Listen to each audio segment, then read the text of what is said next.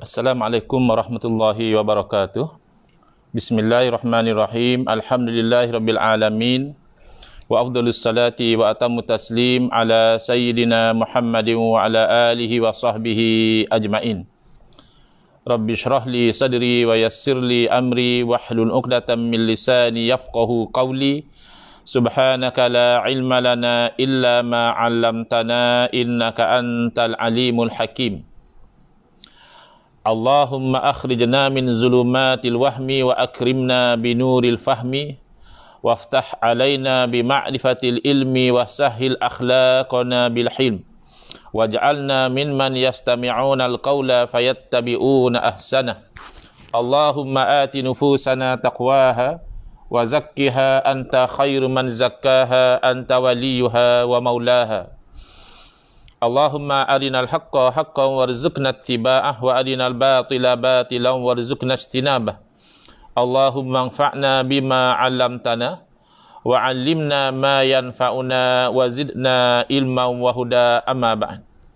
Alhamdulillah, muslimin muslimat yang mengikuti kita pada pagi ini, yang memfokuskan kepada aplikasi Tauhid 3 di kalangan masyarakat Melayu. Saya mohon maaf di atas kelewatan kita bermula, yang sepatutnya kita bermula pada jam 11 pagi. Saya sebenarnya tadi cuba menggunakan laptop untuk melakukan live, menggunakan software OBS ya, supaya dengan harapan yang mengikuti FB Live ini juga dapat melihat slide yang saya gunakan. Jadi dalam 2 hari lepas saya telah belajar macam mana cara nak gunakan OBS tu, dan setelah cuba berjaya, maknanya akan nampak kecil di hujung sana video saya sedang menyampaikan, kemudian di tengah tu akan nampak slide. Tapi tadi bila saya cuba untuk aplikasikan, maklumlah ilmu baru belajar satu kali, berkali-kali saya cuba copy pastekan dia punya streaming key dan sebagainya, tak keluar-keluar ya. Jadi agak terkilan kerana kalau ada slide ini ya, yang sebagaimana yang saya telah sediakan ni, saya dah emailkan ke dalam laptop saya dalam bentuk PowerPoint, tapi setakat saya cuba tadi belum berjaya.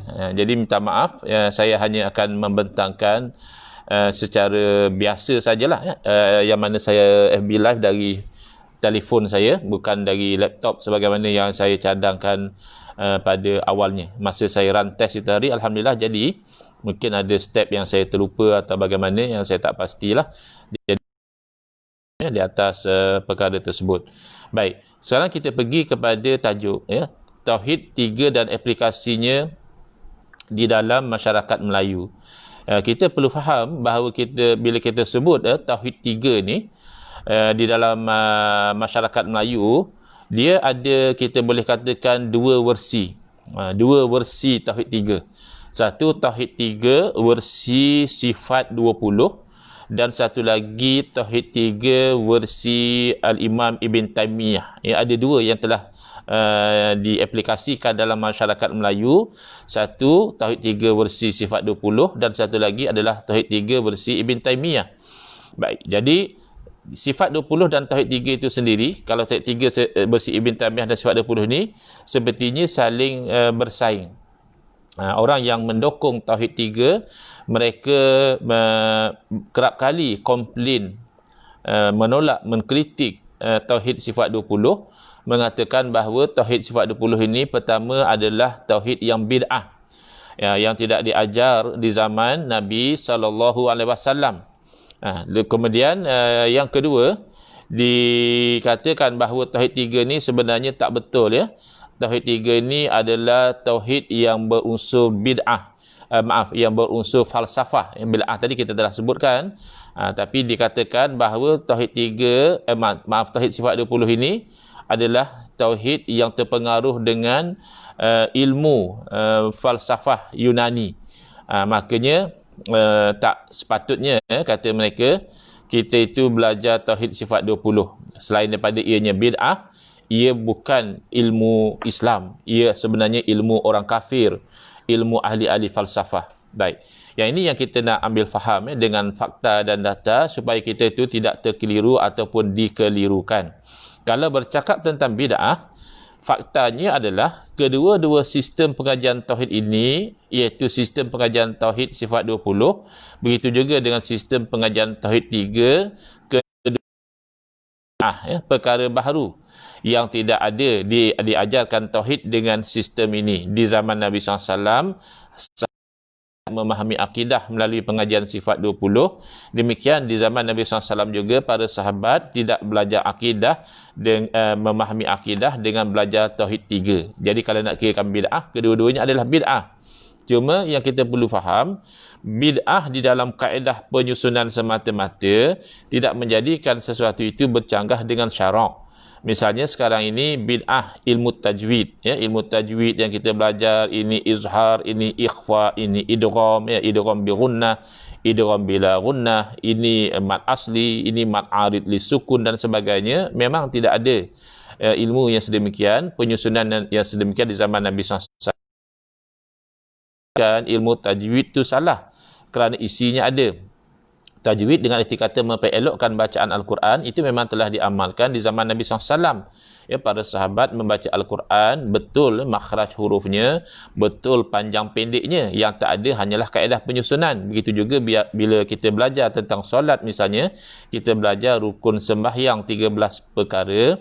Pertama niat, yang kedua berdiri betul bagi orang yang mampu, yang ketiga takbiratul ihram, yang keempat membaca suratul Fatihah dan seterusnya. Memang tidak ada sistem belajar sembahyang macam itu. Belajar solat di zaman Nabi SAW tidak demikian. Tidak dengan mengatakan rukun sembahyang 13 perkara, tetapi isinya ada.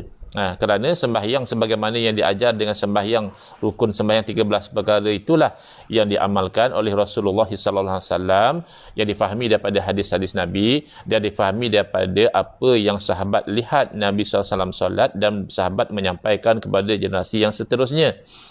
Demikian lagi misalnya ilmu hadis sebagaimana yang dipelajari di zaman kita sekarang, penyusunannya adalah bid'ah.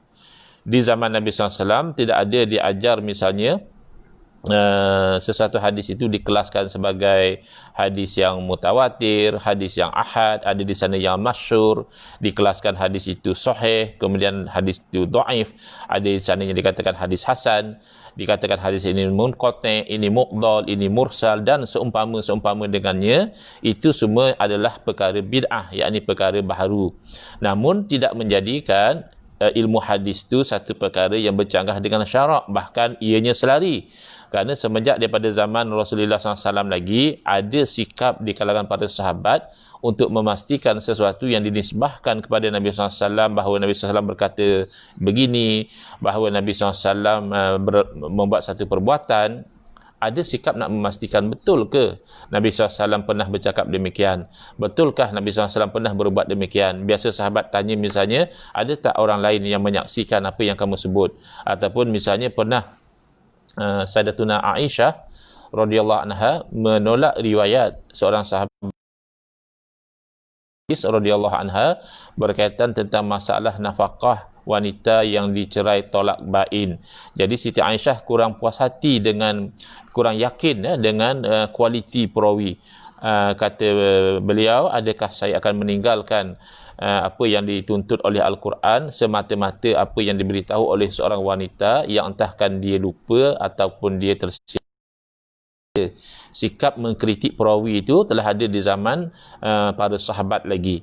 Jadi walaupun penyusunan ilmu hadis itu bid'ah, tetapi tidak menjadikan ilmu hadis itu bercanggah dengan syarak. Jadi demikianlah, walaupun kedua-dua sistem pengajian, iaitu sistem pengajian Tauhid sifat 20, begitu juga sistem pengajian Tauhid 3 versi Ibn Taymiyah, kedua-duanya adalah bid'ah, tetapi tidak semestinya kerana bid'ahnya itu maka kedua-dua sistem pengajian ini bercanggah dengan syarak. Tidak. Yang penting kita ketahui adalah isinya. Adakah isinya selari atau bercanggah dengan syarak? Sebelum kita pergi melihat kepada isi, mungkin elok kita sentuh, ada orang mendakwa tak perlulah kita kecoh sangat isu nak mengaji sifat 20 atau Tauhid 3. Kedua-duanya hanyalah metod yang berbeza, tujuannya sama, iaitu untuk mengenal Allah Ta'ala, untuk memahami akidah. Jadi tak perlu kontroversi sangat. Siapa yang selesa dengan pengajian sifat 20, silakan belajar sifat 20. Siapa yang selesa dengan pengajian tauhid 3, maka sila belajar tauhid 3. Ini dakwaan yang didakwakan. Jadi dakwaan yang sebegini sebenarnya tidak benar. Sama ada dia itu tidak jujur, barangkali ada sesuatu yang dia cuba ingin sorokkan, ataupun dia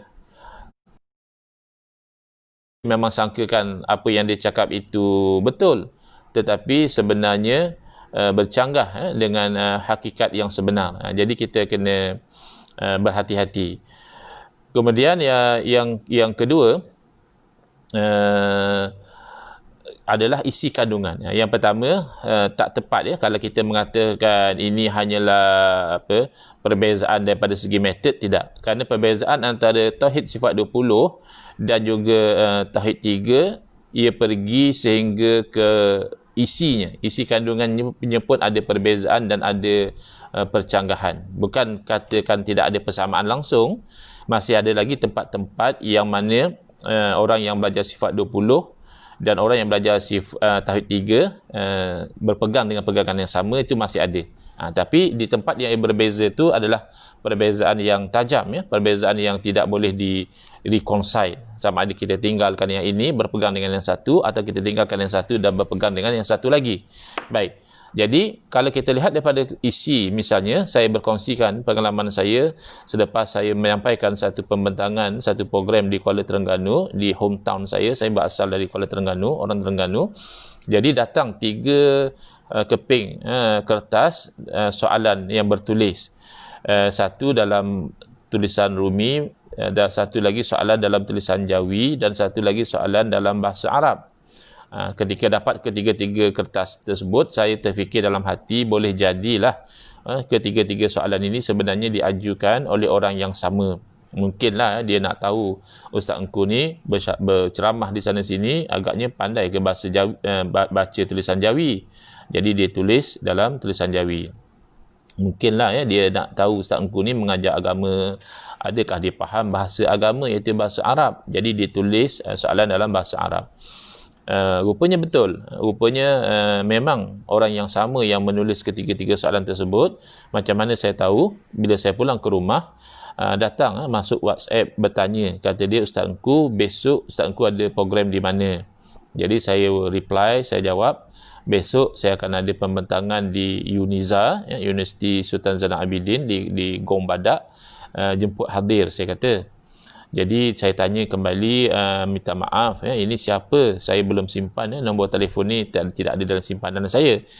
Jadi dia jawab, sayalah Ustaz, orang yang menanyakan 3 soalan tadi. Tapi kata dia, Alhamdulillah, saya dapat menerima jawapan yang Ustaz terangkan. Jadi salah satu daripada 3 soalan yang ditanyakan adalah, Ustaz, betul atau tidak salafus soleh menolak tauhid sifat 20? Betul atau tidak salafus soleh menolak tauhid sifat 20? Jadi saya jawab, mustahil.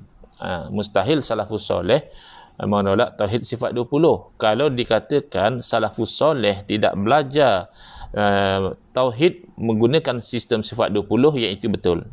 Tetapi kalau dikatakan menolak sifat 20, mustahil. Kerana apa? Kerana natijah dari menolak sifat 20 menjadikan seseorang itu kafir, terkeluar dari Islam. Jadi saya kata cuba bilang satu persatu. Sifat 20 yang pertama adalah wujud, artinya ada. Kalau satu orang itu menolak, mengatakan Allah tidak wujud, maka orang itu menjadi kafir. Yang kedua, qidam. Qidam kita terjemahkan sedia. Dari segi erti, qidam adalah menafikan permulaan bagi wujud Allah. Maknanya Allah wujud tanpa didahului oleh tiada. Berbeza dengan makhluk. Makhluk yang wujud ini ada permulaan kepada kewujudannya. Maknanya sebelum makhluk itu wujud, makhluk tidak wujud. Adakah Allah juga demikian? Tidak. Allah wujud tanpa ada permulaan. Mengatakan Allah Ta'ala dahulu tak ada, kemudian manusia ni ada getaran. Bila manusia bergetar dengan getaran yang baik, good vibration, maka terjadilah Tuhan. Ini kafir, ini akidah yang kufur. Kemudian misalnya baqa', kekal, iaitu menafikan perakhiran bagi wujud Allah Ta'ala.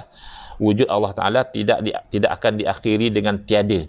Berbeza dengan makhluk, satu masa akan tiada. Jadi mengatakan Allah satu masa akan binasa, itu membawa kepada kufur. Mustahillah salafus soleh menolak sifat baqa.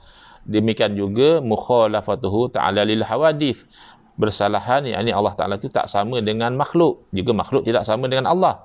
Kalau satu orang mengatakan Allah pun sama juga seperti makhluk, itu bawa kepada syirik.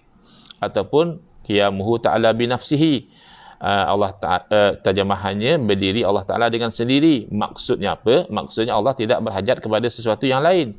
Kalau ada orang mengatakan tak, sebenarnya Allah pun berhajat kepada kita. Kalau kita tak ada, susah Allah nanti. Kalau kita tak ada, nanti Allah sunyi. Misalnya, ini membawa kepada kekufuran. Kerana Allah itu dikatakan berhajat kepada yang lain. Sedangkan Allah bersifat ghani. Ghani maknanya Allah tidak berhajat kepada yang lain. Antumul fuqara'u ilallah wallahu wal ghaniyul hamid. Kamu semua yang fakir berhajat kepada Allah, Allah yang maha terpuji lagi maha kaya. Jadi bilanglah satu persatu daripada sifat 20 menolaknya menjadikan orang itu kafir, terkeluar daripada Islam. Samak mendengar, kalau dikatakan Allah tuli, kafir. Basar melihat, kalau dikatakan Allah buta, kafir. Allah apa lagi, kalam, Allah itu ada sifat berkata-kata, ataupun ada yang mengatakan perkata, Yang penting kalau orang itu mengatakan Allah bisu, itu adalah satu kekufuran.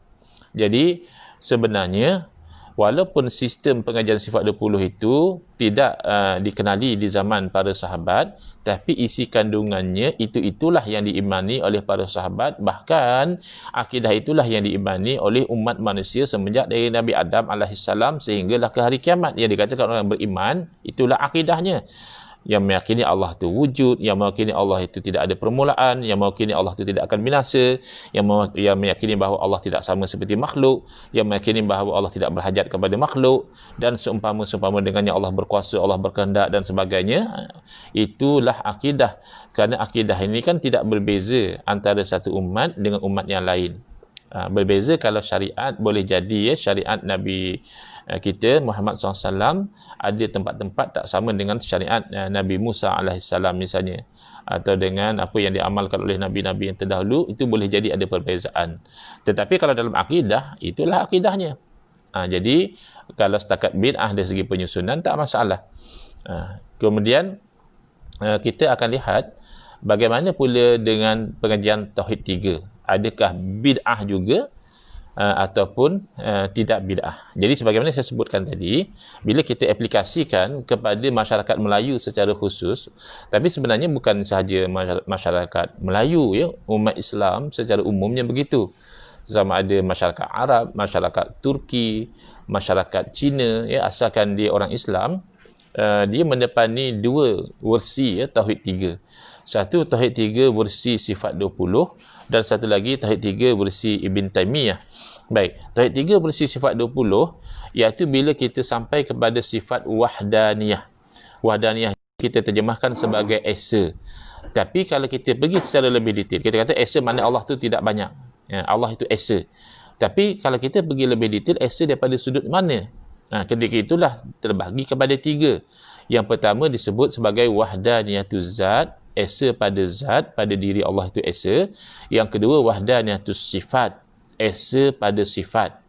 Kemudian yang ketiga wahdaniyatul af'al, esa pada perbuatan-perbuatan. Itu yang katakan Tauhid 3, tapi versi sifat 20. Pada sifat, pada membincangkan wahdaniyah. Bila kita kata esa pada zat, bermakna kita menafikan. Sifat wahdaniyah ini adalah sifat salbiyah.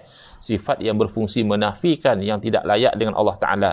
Yang dinafikan dalam bahasa Arab disebut kam. Menafikan kam yang 5. Menafikan berbilang-bilang kalau dalam bahasa lama. Menafikan berapa. Allah tu berapa. Tak ada isu berapa. Kerana Allah tu esa. Berapa ni kalau tidak esa. Jadi, menafikan berbilang-bilang pada zat, menafikan berapa ataupun kam pada zat, maknanya tidak ada zat yang lain daripada Allah Ta'ala tetapi sama juga seperti Allah. Itu tidak ada. Itu dinafikan. Kalau dari segi istilah dinamakan menafikan kam munfasil pada zat. Cuma istilah ni tak perlu kita terlampau bimbang. Kalaupun kita tidak hafal istilah itu, memadai kita yakin bahawa tidak ada yang lain pada Allah sama seperti Allah. Selesai. Yang kedua, menafikan bahawa zat Allah itu tersusun daripada juzuk-juzuk yang pelbagai. Maknanya ada komponen-komponen, juzuk-juzuk yang bercantum menjadilah Allah. Itu dinafikan. Itu disebut sebagai muttasil pada zat. Jadi ada orang dia confuse. Saya pening Ustaz, mana satu kamu munfasil, kamu muttasil? Okey, kalau menyebabkan istilah itu menyebabkan kamu jadi confuse, ketepikan istilah. Karena istilah ini bukan tujuan. Istilah ini hanya alat untuk menerangkan ilmu. Ilmunya itu yang penting. Ilmunya adalah tidak ada yang lain daripada Allah, sama seperti Allah, dan zat Allah bukannya tersusun daripada pelbagai-pelbagai juzuk menjadi Allah, tidak. Selesai. Kemudian yang kedua adalah wahdaniyatus sifat. Mengesakan Allah pada sifat. Tauhid yang 3 versi sifat 20 adalah mengesakan Allah pada sifat. Apa makna dia? Maknanya tidak ada yang lain daripada Allah tapi bersifat sama seperti Allah. Tak ada. Jadi di situ mungkin ada sebahagian orang dia keliru. Dia kata macam mana pula tak ada Ustaz? Kita bersifat sama mendengar, Allah juga bersifat sama mendengar, sama. Kita bersifat basar melihat, Allah juga bersifat basar melihat. Tadi Ustaz kata tak ada yang lain daripada Allah bersifat sama. Sekarang kita pun dah sama. Kita ada sama, kita ada basar, kita ada ilmu, kita ada kudrah, kita ada iradah, kita ada hayah. Sama je lah. Ya, kita jawab sama hanya pada lafaz. Ya, ittihadul lafzi dunal makna. Bersatu pada lafaz tapi tidak bersatu pada makna. Lafaznya sama, sama juga. Tapi mendengar Allah yang pertama tidak ada permulaan. Kerana sifat mendengar bagi Allah tu sifat yang maujud lagi qadim. Maknanya sifat mendengar Allah tu tidak ada permulaan. Zat Allah tidak ada permulaan. Demikianlah sama Allah, mendengar Allah juga tidak ada permulaan. Sedangkan kita ni makhluk. Makhluk ni dulu tak ada. Jadi masa kita tak ada, mana datang samaknya? Mana samak itu sendiri adalah satu perkara yang kemudian. Yang asalnya tidak ada pada makhluk. Bahkan kalau kita telah wujud sebagai sesuatu yang wujud dalam rahim ibu misalnya. Mungkin pada masa awal-awal formation kita sebagai janin, kita belum lagi ada sifat samak. Mungkin sifat samak itu datang kemudian bila sudah ada alatnya. Jadi itu perbezaannya. Lagi sifat samak manusia ini perlu kepada alat.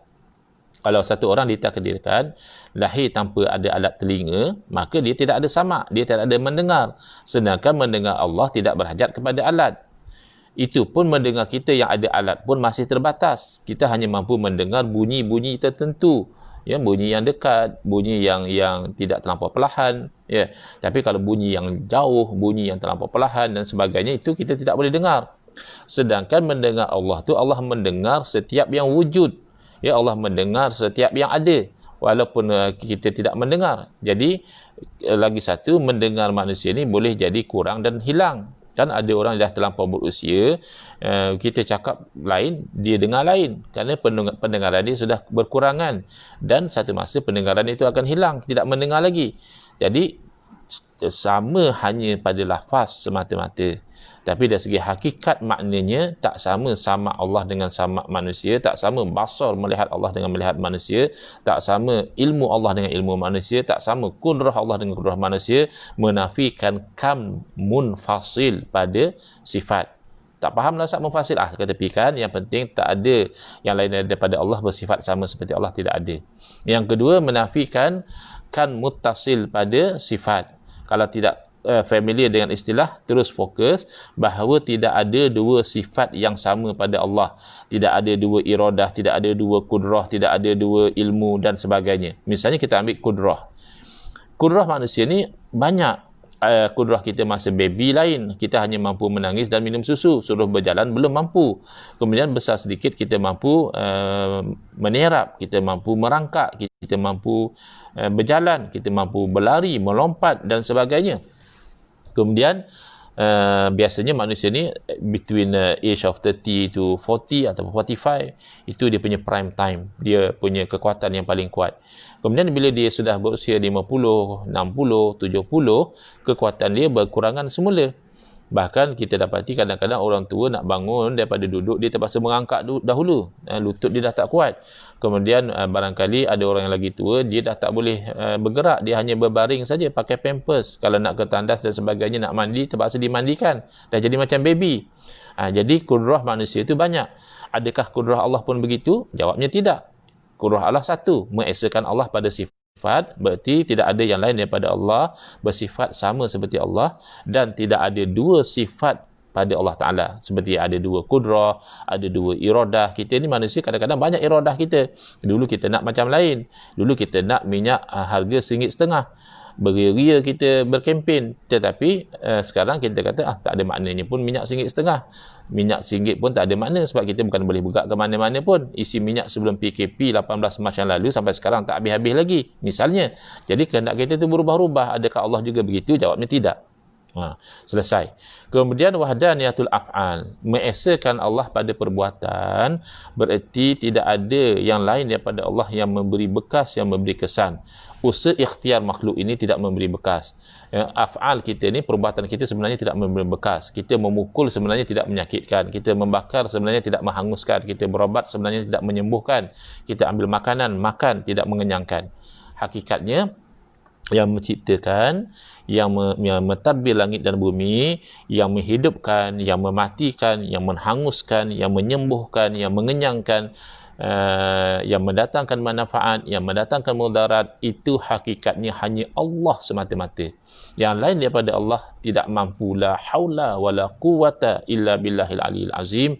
Tidak ada daya upaya dan tidak ada kekuatan melainkan dengan Allah. Maknanya Allah yang bagi kita ni boleh bergerak, boleh bercakap, boleh berfikir. Kalau Allah kehendaki, apa pun kita tidak boleh buat. Dan kalau kita buat pun tidak memberi kesan. Itu yang kita imani dari sudut wahdaniyatul af'al.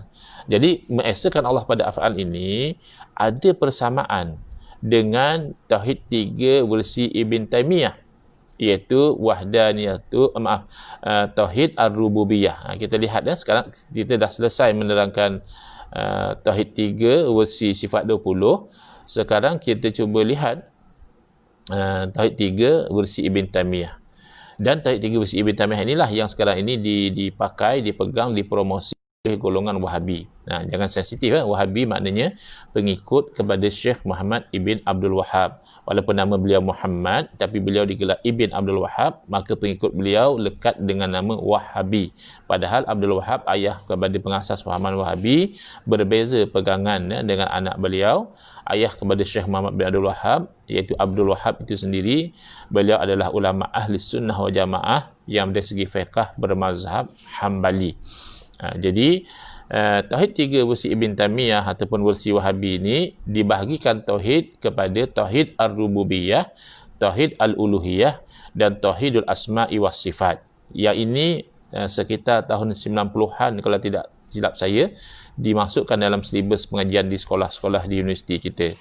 Sebelum daripada itu, yang dipelajari di sekolah adalah tauhid sifat 20. Mungkin atas cadangan pihak tertentu dan mungkin atas kurang kajian yang dilakukan oleh pihak yang berkenaan, akhirnya diajarkan dalam silibus sekolah kita tauhid 3. Jadi ada orang berkata begini, takkan salah tauhid 3 Ustaz, dalam silibus kita ada. Dalam silibus ada bukan menjadi dalil sesuatu itu betul. Kalau misalnya dalam silibus kita diajarkan teori Darwin mengatakan manusia ini berasal daripada monyet. Asalnya monyet itu dia perlu evolve, dia perlu berubah. Jadi atas keperluan dia berubah-berubah, akhirnya jadi manusia. Padahal kalau kita fikir monyet berubah atas keperluan, lebih perlu monyet-monyet yang ada di zaman sekarang ni berubah jadi manusia. Kerana di zaman sekarang ni lebih susah. Zaman dahulu hutan banyak, makanan untuk monyet banyak. Di zaman kita ni hutan pun dah di-clearkan untuk projek-projek pembangunan. Jadi kalau memang perlu monyet berubah kerana ada satu keperluan, lebih banyak monyet jadi manusia di zaman kita. Yang kita lihat terbalik, manusia yang banyak jadi monyet. Dari segi perangai, tingkah laku dan akhlak mereka sudah jadi seperti monyet, terkinja ke sana kemari tanpa ada rasa malu, menjerit ke sana kemari tanpa ada rasa aib. Dah terbalik, bukan monyet jadi manusia, manusia yang jadi perangai seperti monyet, na'udzubillah. Baik, jadi sekarang ini yang kita lihat dalam pembahagian tauhid 3 versi Ibn Taymiyah ini, yang pertama adalah tauhid rububiyah, yang kedua adalah tauhid uluhiyah, dan yang ketiga adalah tauhidul asma'i was sifat. Ini yang diaplikasikan dalam Tauhid 3 tak kisahlah aplikasinya kepada masyarakat Melayu ataupun kepada masyarakat yang lain, ya. The fact that dia ada dalam silibus itu tidak menjadi dalil bahawa ianya betul, kerana boleh jadi orang yang memasukkan dalam silibus dia tak perasan dalam aspek yang mana Tauhid 3 ni ada masalah. Kerana Tauhid 3 ini dia ada aspek dia yang betul, yang mana tak boleh kita tolak, kerana akidah yang betul haram kita tolak, berdosa, boleh bawa kepada kufur. Jadi bukan bila kita kata Tauhid 3 ni ada problem, maka problem itu keseluruhan. Selalu orang tanya kenapa dalam kitab Syekh Abdul Qadir Mandili, ulama ahli sunnah wal jamaah sendiri ada juga diceritakan Tauhid 3. Kerana Tauhid 3 per se tidak salah, tapi kupasan lanjut kepada Tauhid 3 itu yang boleh membawa kepada kesalahan di dalam akidah. Sama juga seperti orang berkata, kan kita katakan Tauhid 3 ni ada elemen-elemen dalam Tauhid 3 ni boleh menjadi punca kepada terorisme, menjadi punca kepada keganasan. Jadi ada orang kata, ustaz ni pandai-pandai je. Selama ni orang-orang di Malaysia belajar Tauhid 3 okey je, tak ada pun mereka jadi teroris. Jadi kita kena faham logik macam tu sebenarnya tak logik. Misalnya orang berkata, kalaulah memang merokok tu membahayakan kesihatan, kenapa ada je orang isap rokok sihat je pun, sampai ketua sihat, ada pula yang tak isap rokok tapi umur 30-40 dah mati sakit kanser dan sebagainya. Jadi itu perkaitannya tidak begitu. Kerana kajian menunjukkan memang merokok itu membahayakan kesihatan, tapi mungkin atas faktor-faktor yang lain ada orang walaupun dia merokok tidak nampak kemudaratan itu pada diri dia. Jadi begitu juga di sini. Yang pertama, bila kita mengatakan Tauhid 3 ini ada elemen yang boleh membawa kepada terorisme, tidak bermakna setiap orang yang belajar Tauhid 3 itu dia akan, itu satu faktor. Faktor yang kedua, yang kita perhatikan di Malaysia, biasanya mereka hanya mengajarkan secara jelas dan juga 3 pada lapis yang masih okey, belum pergi kepada tahap yang ada masalah. Maknanya misalnya kita pergi kepada Tauhid 3 yang pertama, iaitu Tauhid Rububiyah. Tauhid Rububiyah secara asasnya apa? Daripada perkataan Rabbun. Rabbun artinya Tuhan yang menciptakan, Tuhan yang memberi rezeki, yang menghidupkan, yang mematikan, ya. Jadi Tauhid Rububiyah, tauhid maknanya mengesakan. Wahada yuwahidu tauhidan.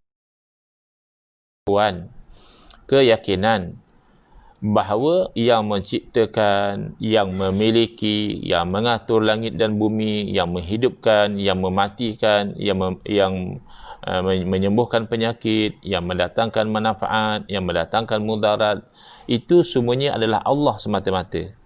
Kita mengesakan begitu. Tidak ada yang lain daripada Allah yang melakukan itu. Maka inilah yang saya katakan, sebenarnya ada persamaan, ya, antara apa yang dihuraikan dalam wahdaniyatul af'al, rububiyah ni sama daripada sudut itu.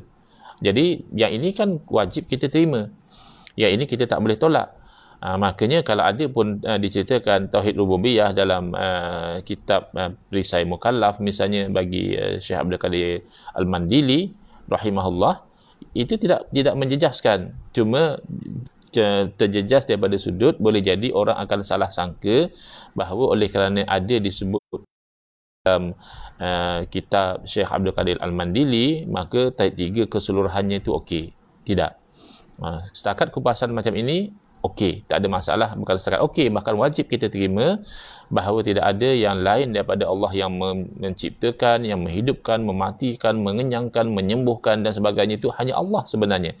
Dan itulah yang dalam istilah Tauhid sifat 20 disebut sebagai wahdaniyatul af'al. Istilah berbeza tak masalah, la musyahata fil istilah. Tak perlu kita nak berdebat semata-mata nak meletakkan istilah. Yang penting konten dia itu sama, kita imani. Tapi masalahnya timbul apabila menurut Ibn Taymiyah dan orang-orang yang mengikut kepada beliau, Tauhid Rububiyah ini kata mereka ada pada semua orang. Kalau setakat mengesakan Allah dari segi Rububiyah, orang-orang musyrik pun ada tauhid macam ini.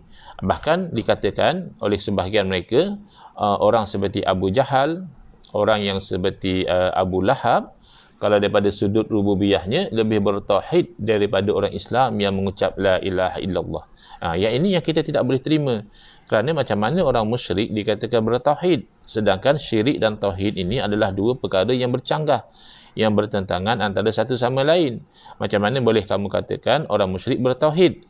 Rupanya bila kita kaji secara mendalam, punca kenapa mereka berkata demikian adalah kerana salah tafsir terhadap makna ayat suci Al-Quran. Jadi mereka menyangkakan itu dalil bahawa orang musyrik bertauhid, padahal tidak demikian. Jadi berlaku penyelewengan tidak semestinya kerana seseorang itu menolak Quran dan orang kata, takkan tak betul Ustaz, dia orang pegang Quran hadis. Betul, memang mereka berpegang dengan Quran dan hadis, tetapi yuharrifuna ta'wila al-kitab was sunnah. Mereka menyelewengkan takwil, yakni tafsir kepada Al-Quran dan kepada sunnah Nabi SAW. Jadi banyak berlaku kesesatan, bukan kerana menolak Quran dan hadis, tetapi kerana menyalah tafsirkan makna Quran dan hadis yang nanti insya-Allah kita akan perdetailkan. Kemudian tauhid uluhiyah daripada perkataan ilah, yakni Tuhan, ada membawa konotasi Tuhan yang disembah. Lalu ditegaskan di sini, beribadah dengan arti kata menyembah itu hanya ditujukan kepada Allah Subhanahu Wa Taala sahaja. Al-Imam Ibn Taymiyah berpegang al-ilahul haq, Tuhan yang sebenar, itulah Tuhan yang berhak untuk disembah. Maka tauhid uluhiyah bermakna kita beribadah menyembah kepada Allah semata-mata tanpa mempersekutukan Allah. Jadi ini jelas betul. Kita bersetuju. Tak boleh sembah lain daripada Allah. Jangan katakan sembah berhala, jangan katakan sembah batu, sembah kayu, sembah pokok dan seumpama dengannya. Bahkan kalau menyembah kepada makhluk yang mulia, misal sajalah, kalau ada orang menyembah kepada malaikat, itu haram dan syirik. Kalau ada orang menyembah kepada para nabi, itu haram dan syirik. Jadi yang itu jelas kita tidak ada masalah dengan tauhid tiga setakat dihuraikan demikian. Makanya kalau disebut di dalam kitab Syekh Abdul Qadir Mandili tentang tauhid uluhiyah dengan maknanya demikian, tak ada masalah. Kita hanya menolak bahagian yang mana mereka mengatakan, mereka mendakwa, mereka menuduh bahawa orang yang beramal dengan tawassul, dengan tabarruk, ambil berkat, dengan istighatsah, memohon pertolongan, itu dianggap menyembah kepada selain daripada Allah Subhanahu Wa Taala. Siapa yang tawasul dengan Nabi, kata dia, sembah Nabi. Siapa yang tawasul dengan wali, sembah wali. Siapa yang ambil berkat, sembah makhluk. Siapa yang istighatsah, meminta tolong kepada makhluk, dia telah mensyirikkan Allah Taala. Ya, ini yang kita tidak setuju. Kerana conclusion yang demikian bercanggah dengan dalil Quran dan hadis. Sedangkan agama kita ini terbina di atas dalil Quran dan hadis. Jadi mereka menyalah tafsirkan makna ayat Quran dan hadis sehingga tawasul yang dituntut atau sekurang-kurangnya dibenarkan dalam syarak dituduh sebagai haram dan syirik. Tabarruk yang diamalkan oleh para sahabat, diamalkan oleh bahkan para rasul, mengambil berkat, itu juga dilabelkan sebagai haram dan syirik. Istighatsah yang ada pendetailannya di sisi Ahlussunnah wal Jamaah, ada istighatsah yang dibenarkan, tidak haram dan syirik, ada istighatsah yang diharamkan, itu mereka keliru di dalam menetapkannya. Jadi itu masalah dengan tauhid uluhiyah pada aplikasi yang kedua. Pada aplikasi peringkat yang pertama, itu wajib kita imani, iaitu haram menyembah selain daripada Allah. Itu kita setuju. Yang ketiga adalah tauhid was sifat. Al-asma ini plural, jamak kepada ismun, nama. Asma maknanya nama-nama. Di sini maksudnya nama-nama Allah. Was sifat dah jadi bahasa Melayu lah, sifat. Maknanya sifat-sifat Allah. Jadi kalau dengan arti kata itu sahaja, bahawa dalam akidah kita belajar tentang nama-nama Allah, Asmaullahil Husna, kita belajar tentang sifat-sifat Allah, maka itu jelas, bagus. Itu memang selari dengan Ahlussunnah wal Jamaah. Kerana Ahlussunnah wal Jamaah juga dalam kitab-kitab tertentu, ulama-ulama menerangkan tentang nama-nama Allah. Setiap daripada nama Allah yang 99 itu dihuraikan, disyarahkan dari segi aplikasinya dan sebagainya. Demikian sifat, kan belajar sifat 20 pun belajar sifat. Jadi apa masalah? Tak ada masalah kalau setakat itu. Tetapi masalah timbul ketika mana atas nama tauhidul asma'i was sifat mereka menetapkan hakikat makna yang zahir dalam ayat Quran, dalam hadis Nabi, pada keadaan yang mana makna yang zahir itu bercanggah dengan dalil yang muhkam, dalil yang qat'i. Lalu yang ayat-ayat mutasyabihat kita kena faham, ya, walaupun ayat Al-Quran ini qat'i daripada sudut bahawa ianya daripada Allah Ta'ala, ia daripada Rasulullah SAW, tidak diragui langsung. Tak boleh kita kata ayat Quran ni betul ke ini ayat Quran. Kalau memang ayat Quran, tak boleh kita kata tah betul tah tidak, sebab dia qat'i, ia sampai kepada kita secara mutawatir. Tapi kalau melihat kepada dalalah ataupun dilalah, melihat kepada apakah makna sesuatu ayat ataupun apakah makna sesuatu perkataan di dalam Al-Quran, maka boleh jadi Al-Quran qat'i, maknanya jelas, tidak ragu-ragu lagi, dan boleh jadi Al-Quran itu zanni, makna daripada ayat Quran itu tak jelas. Sebab itu yang berlaku khilaf. Sepatutnya kalau dah memang semua ulama rujuk pada Quran hadis, kenapa ada berlaku khilaf? Salah satu punca berlaku khilaf adalah kerana makna itu boleh jadi pelbagai makna. Jadi mana antara makna itu yang dikehendaki, ulama berbeza pandangan. Jadi sebab itulah dalam akidah Ahlussunnah wal Jamaah, ayat-ayat mutasyabihat, ayat-ayat yang ada kesamaran tidak dijadikan dalil dalam akidah. Kerana apa? Kerana akidah ni dia adalah satu benda yang perlu diyakini. Satu benda yang yakin hanya boleh ditunjukkan dengan yang yakin. Ya, sesuatu yang tidak yakin tidak boleh menunjukkan kepada yang yakin. Misalnya kalau kita nak tahu jalan daripada Kuala Lumpur ke Shah Alam lah, katakan kita tak biasa, kita tanya orang macam mana kita nak sampai daripada Kuala Lumpur nak ke Shah Alam. Dia jawab, saya pun tak pasti sebenarnya, saya sebenarnya menetap di Kedah, kata dia, tapi saya datang ke Kuala Lumpur, terus berlaku PKP, saya dah stuck kat sini. Jadi saya pun sebenarnya tak pasti, tapi rasa saya lah tuan nanti akan pergi ke depan sana, lepas tu tuan nampak ada signboard tu belok kanan, kemudian tuan, dia menerangkan dan dia kata dia pun tak pasti. Agak-agak kita yang dengar direction daripada dia tu, agaknya kita yakin tak? Jelas kita pun tak yakin, kerana dia yang menunjukkan. Menunjukkan itu namanya dalil. Dia yang menunjukkan pun tak pasti. Macam mana yang tak pasti boleh menunjukkan kepada yang pasti?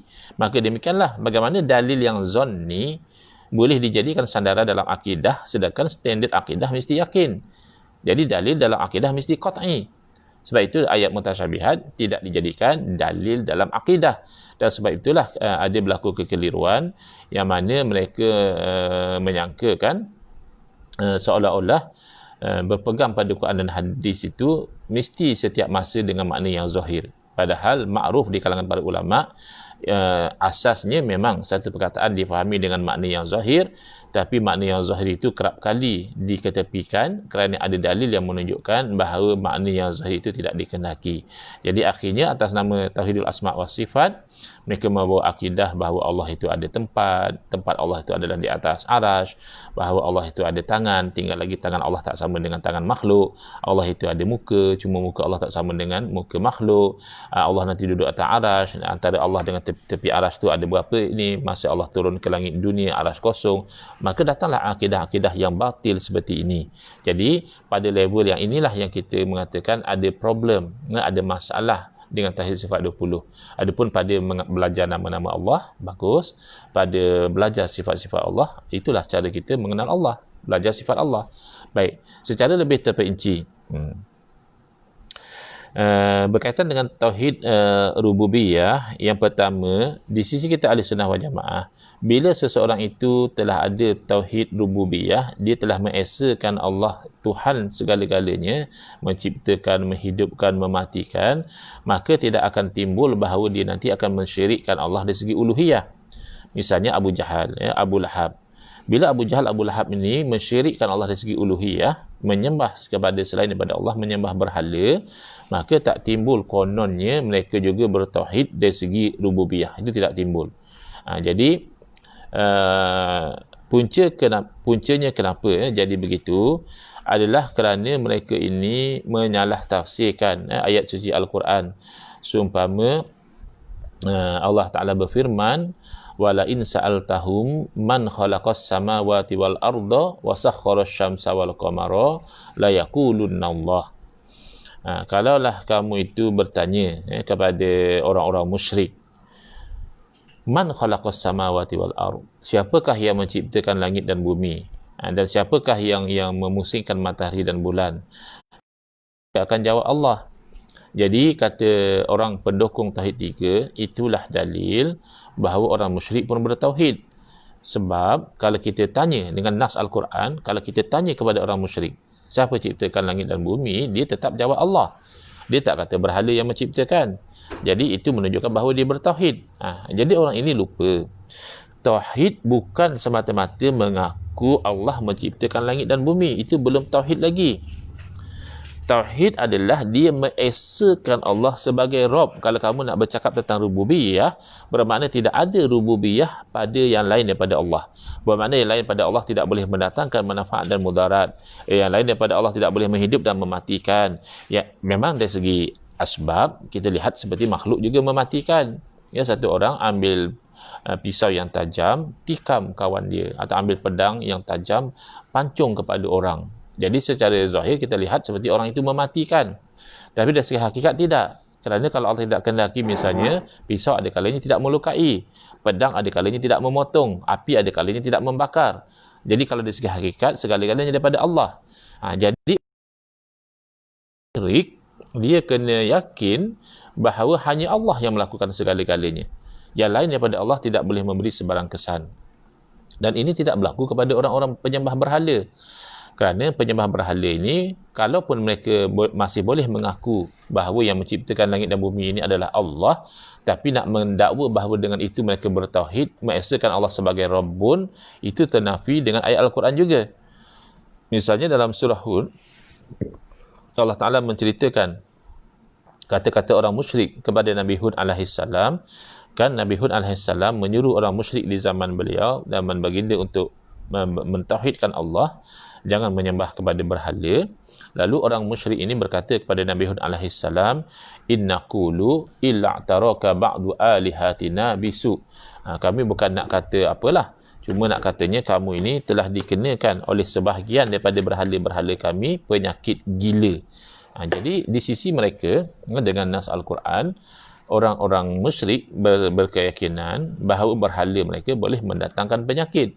Jadi kononnya oleh kerana Nabi Hud AS menyuruh orang jangan sembah berhala, berhala dah marah, berhala bagi penyakit gila kepada Nabi Hud AS. Bermakna ini tidak ada rububiyah, itu tidak ada tauhid. Mereka menganggap berhala mereka boleh mendatangkan penyakit, oleh itu boleh menyembuhkan penyakit, boleh mendatangkan rezeki dan sebagainya. Makanya mereka sembah. Jadi mendakwa kononnya orang-orang musyrik bertauhid, itu sebenarnya salah tafsir terhadap ayat suci Al-Quran. Semata-mata mengaku Allah menciptakan langit dan bumi tidak menjadikan mereka bertauhid, selagi mana mereka itu masih lagi menganggap bahawa berhala-berhala mereka juga boleh mendatangkan manfaat, boleh mendatangkan mudarat. Baik, sekarang kita pergi kepada tauhid uluhiyah ataupun tauhid ilahiyah. Tauhid uluhiyah yakni ubudiyah, kehambaan, menyembah itu hanya boleh kepada Allah Subhanahu Wa Taala. Ini kita setuju. Kita tidak bangkang yang itu. Yang itu yang kadang-kadang menyebabkan kawan-kawan kita yang terpengaruh dengan fahaman tauhid 3 ini, dia rasa sangat marah kepada kita. Bila kita tak terima tauhid 3, dia menganggap seolah-olah kita mengatakan boleh sembah lain daripada Allah. Dia menganggap seolah-olah kita mengatakan boleh kita syirikkan Allah. Na'udzubillah, tak boleh. Sembah lain daripada Allah tak boleh, haram, syirik. Orang tu jadi kafir nanti. Mensyirikkan Allah itu satu perkara yang dosa besar, yang tak boleh kita lakukan. Jadi bukan itu. Kita bersetuju tentang tauhid uluhiyah bahawa menyembah, beribadah hanya boleh dilakukan kepada Allah. Tak boleh kita sembah batu, tak boleh kita sembah kayu, tak boleh kita sembah nabi, tak boleh kita sembah malaikat. Baik, masalahnya yang kita tak setuju adalah sangkaan mereka bahawa tawassul itu sembah lain daripada Allah. Tabarruk, ambil berkat, sembah makhluk. Istighasah, minta tolong dengan makhluk, itu juga menjadikan makhluk sebagai Tuhan. Padahal tidak demikian.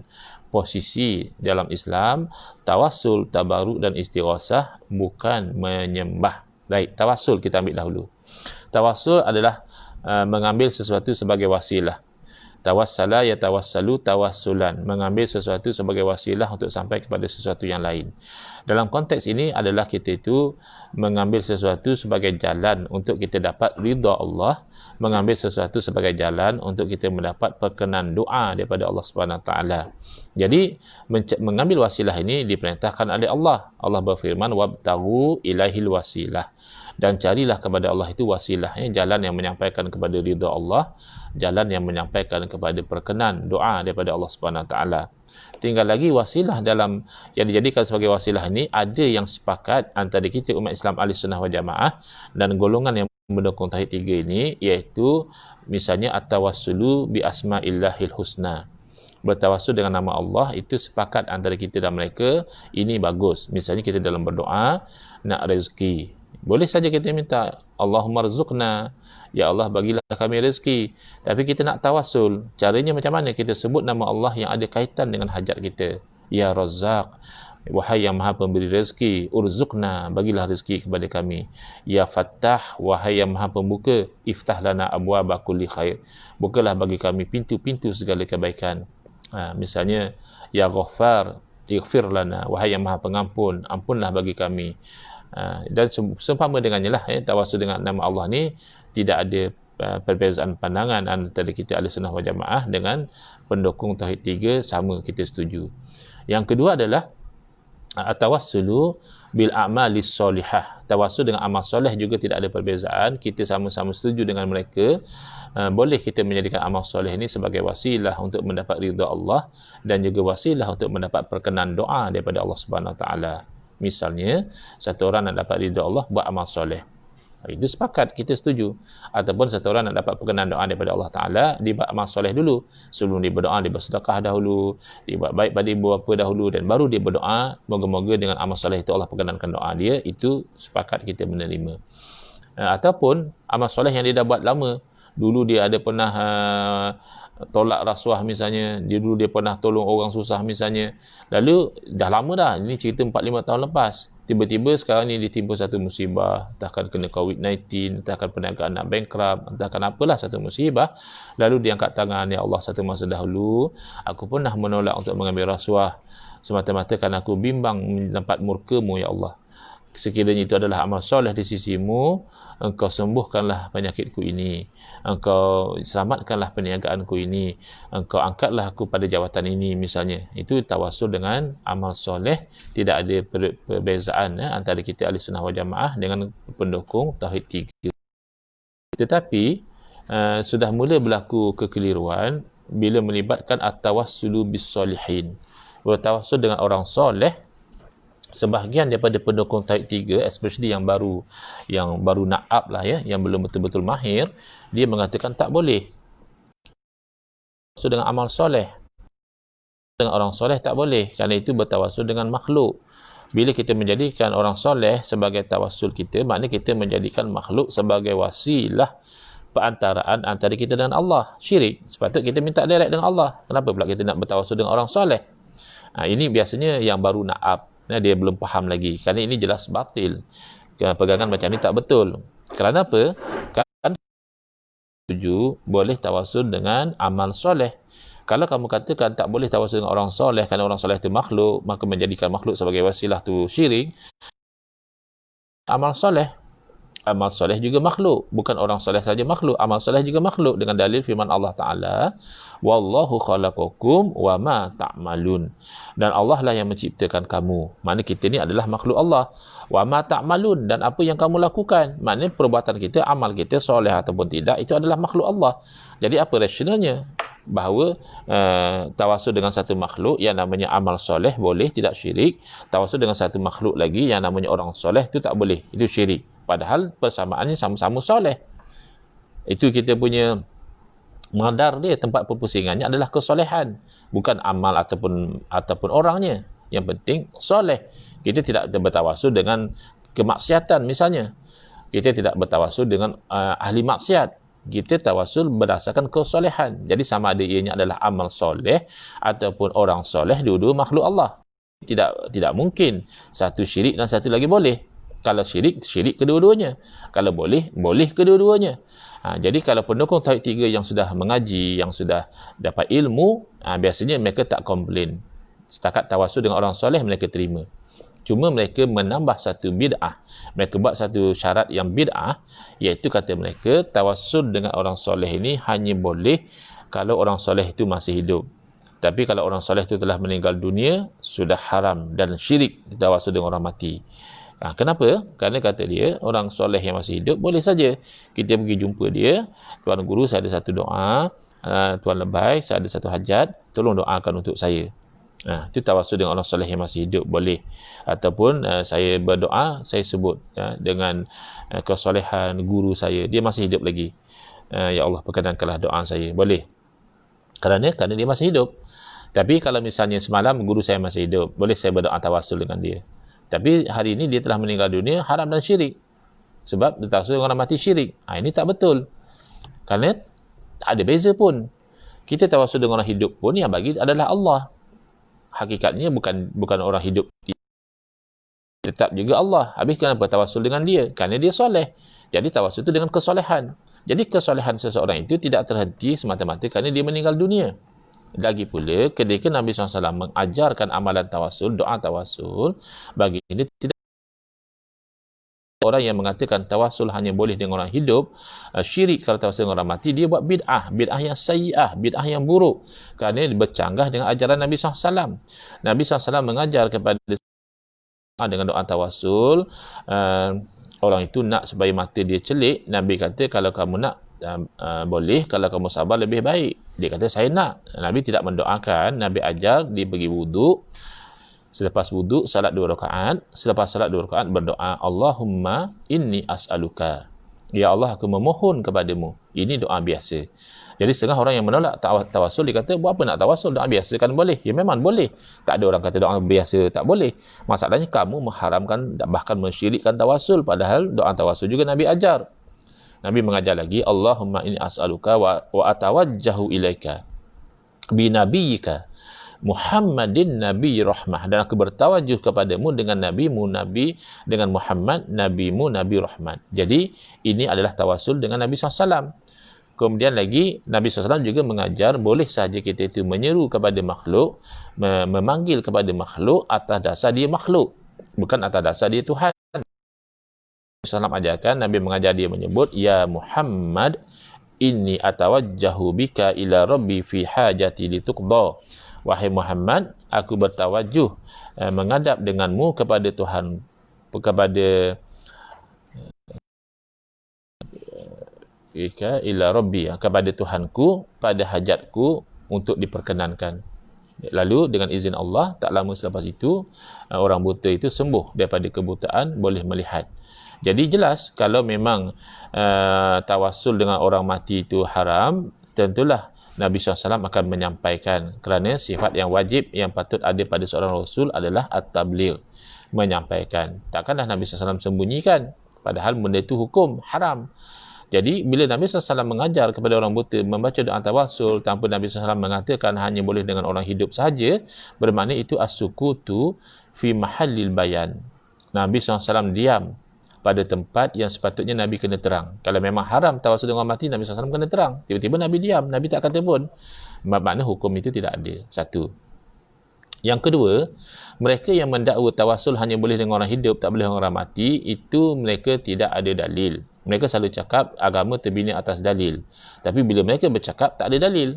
Mana dalil mengatakan tawasul hanya boleh dengan orang hidup, tapi syirik kalau dengan orang mati. Yang ada hanya salah sangka.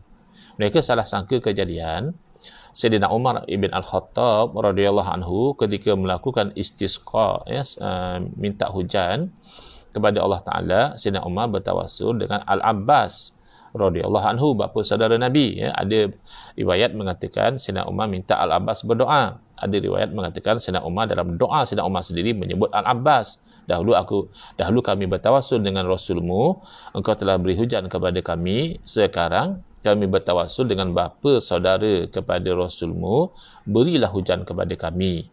Jadi golongan yang keliru ini mendakwa kononnya itulah dalil tak boleh tawasul dengan orang mati. Kerana kalau boleh tawasul dengan orang yang telah meninggal dunia, Kenapa Sayyidina Umar radhiyallahu anhu tidak tawasul direct dengan Nabi? Kenapa tawasul dengan Al-Abbas? Jawabnya kerana Al-Abbas masih hidup, Nabi dah wafat. Itu hanya sangkaan kamu. Tidak ada pun dalam kejadian tersebut bahawa Sayyidina Umar radhiyallahu anhu mengatakan oleh kerana Nabi SAW dah wafat, maka haram bertawasul dengan orang telah meninggal dunia, terpaksalah kami tawasul dengan Al-Abbas. Tidak ada. Itu hanya sangkaan kamu. Dan sangkaan kamu itu bercanggah dengan kefahaman para sahabat. Di sisi kita ahli sunnah wal jamaah, kejadian tersebut menjadi dalil yang jelas boleh bertawasul dengan selain daripada Nabi. Para sahabat memahami agama dengan kefahaman yang terbaik. Para sahabat pun bertawasul dengan selain daripada Nabi, iaitu dengan bapa saudara Nabi. Bermaknanya boleh kita tawasul dengan selain daripada Nabi. Orang-orang yang soleh, yang ada kedudukan yang mulia di sisi Allah Subhanahu Wa Taala. Baik, sekarang ini bila kamu mengatakan itu dalil